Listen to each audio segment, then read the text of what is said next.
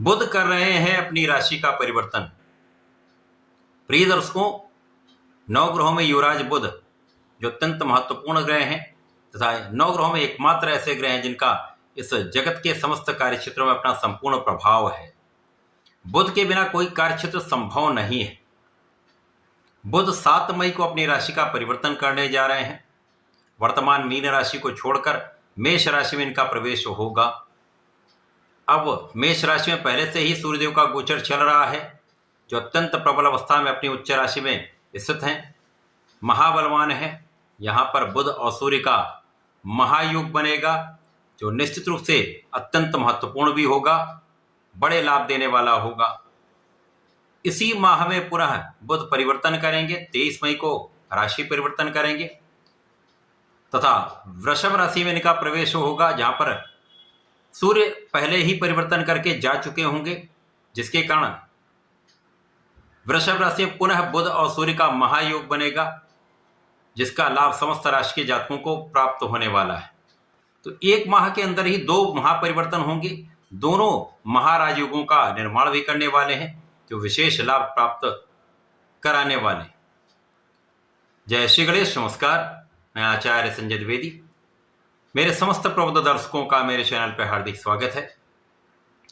प्रिय दर्शकों, आज मैं सिंह राशि के लिए बुध के इस महापरिवर्तन का 2 परिवर्तन तथा दोनों परिवर्तन से मिलने वाले महा लाभ का, महाराजयोगों से बनने वाले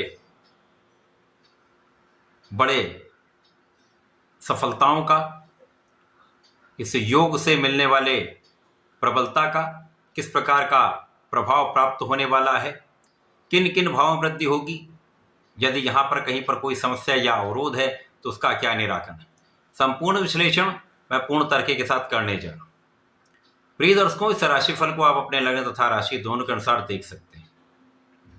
सिंह राशि सूर्यदेव की राशि है, जहां पर सूर्यदेव अत्यंत प्रबल अवस्था में आपके भाग्य भाव में गोचर कर रहे हैं।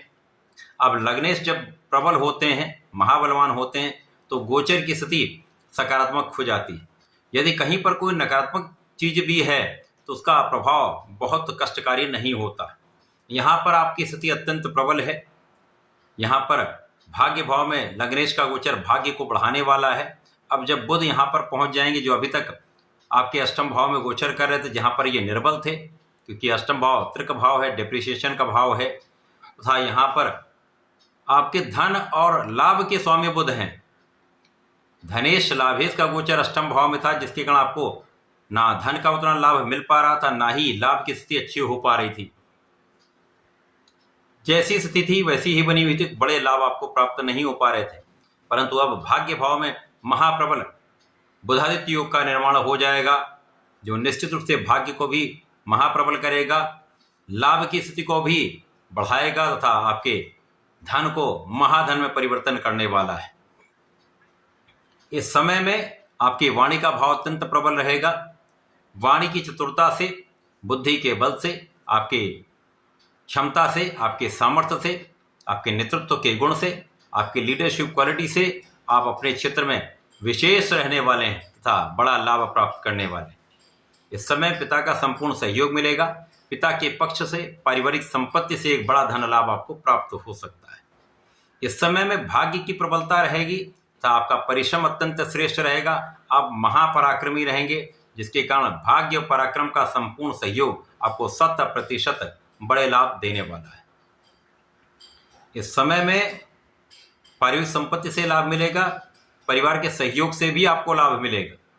इस समय में आपके कार्य क्षेत्र में लाभ की स्थिति पहले से कई गुना बढ़ रही है। नौकरी में है तो एक अच्छा इंक्रीमेंट लग सकता है, पद वृद्धि हो सकती है, लाभ की मात्रा में वृद्धि निश्चित है। इसी प्रकार से इस समय आपकी इच्छा की पूर्ति भी हो रही है। धन की इच्छा की पूर्ति हो सकती है। आपके कार्यक्षेत्र में सफलता की इच्छा निश्चित रूप से पूर्ण होने वाली है। यद्यपि यहाँ पर आपकी ढैया का आरंभ भी हो चुका है, अतः अपने कार्यक्षेत्र में निष्ठा के साथ कार्य करेंगे। भाग्य का साथ मिल रहा है, पूर्ण रूप से न्यायोचित होकर कार्य करेंगे। कहीं पर भी बड़े कष्ट का योग नहीं है, लाभ वृद्धि निश्चित होगी। अब यहाँ पर भाई बहनों का सहयोग मिलता है, विशेष रूप से छोटे भाई का सहयोग प्राप्त होता है, अच्छे मित्रों का साथ मिलता है, ऐसे मित्रों का साथ मिलता है जो आपको सही रास्ता दिखाते हैं। अब इस समय आपका ज्ञान भी अच्छा है, बुद्धि बल भी अच्छा है, तो इस समय आपके मार्ग की बाधाएं दूर हो रही। आप अपने जो समस्याओं का निराकरण स्वयं कर पाएंगे। जब बुध का पुनः परिवर्तन होगा 23 मई को, तब ये आपके कर्म क्षेत्र में पहुंचेंगे, जहां पर पहले से ही सूर्यदेव का गोचर चल रहा होगा। इस प्रकार से दूसरा परिवर्तन भी सूर्यदेव के साथ होगा, जहां पर प्रबल रूप से बुधादित्य योग बनेगा। अब ये केंद्र के भाव का बुधादित्य योग है, जो निश्चित रूप से आपके लिए अत्यंत लाभकारी।